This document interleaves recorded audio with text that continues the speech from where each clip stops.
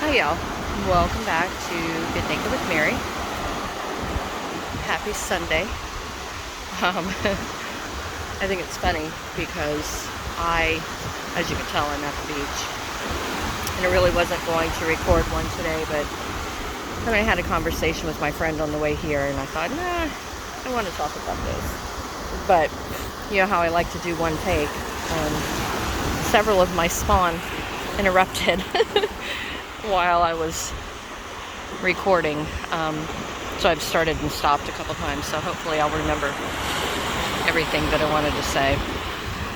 But anyway, like I said, welcome back to Get Naked with Mary. As you can tell, I am in one of my most favorite places in the world, beach. It's very definitely my happy spot. It replenishes me. I hope that y'all have one of those places you can go. But anyway,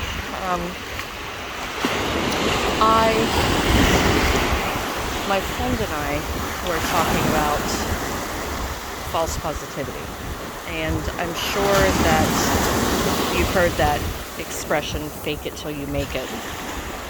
Which I think probably the sentiment is good, but to feel like you can't express your emotions, or you're not entitled to the emotions that we assign a negative connotation to, that's toxic too. Like you can't pretend to be happy all the time. You can't pretend that everything is wonderful and sunshine and roses. And I feel like the people who say, well, why are you feeling that way? Why are you mad? Why are you sad? Why are you anxious? You have a beautiful life. What is wrong with you? Like, why aren't you grateful? And to be totally honest, I think that's bullshit. I think that is complete and total bullshit, because we have our emotions. We experience our emotions for a reason. Fear, anxiety, anger, hurt, being scared. They're all there for a reason. They're all there to help us in some ways, to help us process something, to help us cope, to warn us of something. And to tell anyone, you should be happy. A friend of mine the other day, to go along with this, was feeling anxious. Like she wasn't sure if it was her intuition or if it was her anxiety. And her husband told her, look at our kids. You have no reason to be anxious. You have no reason to be upset.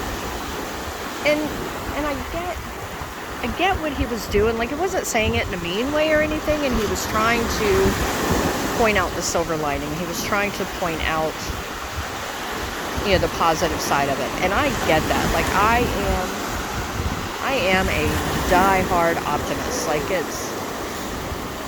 my therapist and I have actually talked about that a couple times, because, sometimes I worry. Worry is too strong a word. But I get a little concerned and wonder if my optimism is just not dealing with something. But and like so many of y'all have been through so much shit and spent so much time surviving that now I just, like, not that I never worry or not that I'm never anxious, because obviously I am, but I feel blessed that I'm able to now, like we talked about yesterday, be more in the moment, be more in the minute, to be here, And I've learned to conscious breathe and breathe consciously.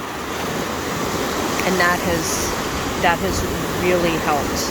It has helped me go from surviving to, actually living.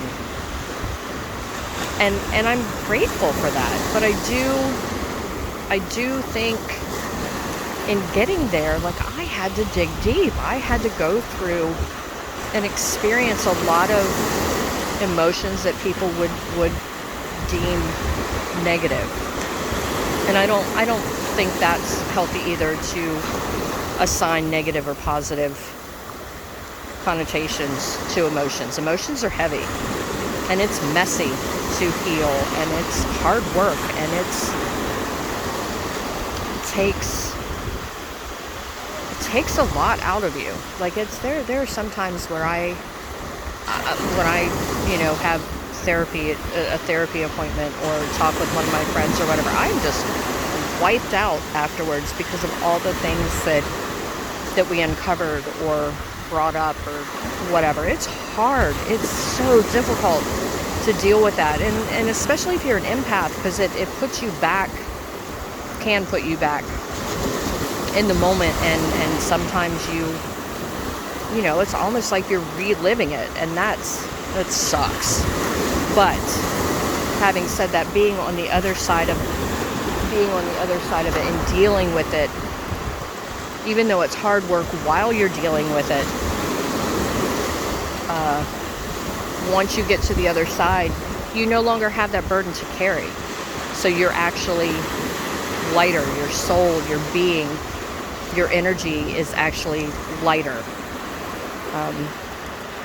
And I think that's important. But getting back to false positivity, somebody's walking right up on me. But getting back to false positivity, I don't want anyone to tell you that you're not entitled to your emotions, that you, especially while you're trying to heal. A lot of people think, well, that's not what healing looks like. That's not what spirituality looks like. That's, you can't be healing. You can't be a spiritual person if you're that pissed off, or you're that afraid, or your anxiety is that bad or whatever. And that's it. Bullshit. It's complete and total bullshit. Like, it's your emotions. Like I said, your emotions and your feelings are there for a reason. They're to help you. They're to warn you. They're to guide you. They're to help you realize what feels good and what doesn't. And I mean, don't we all want to live where it feels good? So anyway, I just kind of wanted to bring that up and talk to you about that for a minute, and just let you know, if nobody else has said this to you, you're entitled to your emotions. You're entitled to your feelings. But just don't get stuck there. Don't stay there. Like, acknowledge them and work through them and deal with them, but don't live there. That's when it becomes unhealthy, and you deserve more than that. You deserve a happy, healthy life. One that, is more than just survival. But anyway, hope you're having a great Sunday. Today is Juneteenth. It's also Father's Day, and tonight is the solstice. So I hope y'all have had a great day and a great weekend, and a great life, because y'all, you deserve it. You deserve it. And anyway, thanks for coming back. And if you're new, thanks for checking me out, and thanks for liking and subscribing and sharing and all that stuff, and finding me on Instagram and Facebook and all those social medias. But anyway, thanks, and I will talk to you soon. Bye.